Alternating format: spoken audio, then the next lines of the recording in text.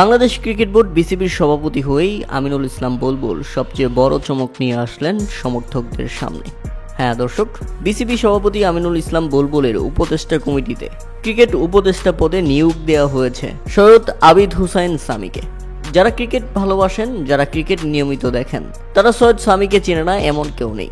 সবসময় ক্রিকেট নিয়ে বিশ্লেষণ, দীর্ঘদিন ধরেই ক্রিকেট নিয়ে জ্ঞান, দক্ষতা ও উপস্থাপনের মাধ্যমে বাঙালি ক্রিকেট সমর্থকদের মনে আলাদা করেই জায়গা করে নিয়েছেন সৈয়দ সামি। ক্রিকেটার থেকে শুরু করে ঘরোয়া ক্রিকেট পর্যন্ত নানা খুঁটিনাটি ব্যাপার সবকিছুই আছে সামির জ্ঞানে। তাই তো কিভাবে ঘরোয়া ক্রিকেট উন্নতি করা যায়, কিভাবে ক্রিকেটের পারফরমেন্স উন্নতি করা যায়, কিভাবে বাংলাদেশের ক্রিকেটকে বিশ্বমঞ্চে দাঁড় করানো যায়, সেটা করতেই বিসিবিতে যোগ দিয়ে দেশের ক্রিকেটের উন্নতি এবং দেখভাল করার জন্য এবার সবচেয়ে বড় সুযোগটা পাচ্ছেন সৈয়দ সামি।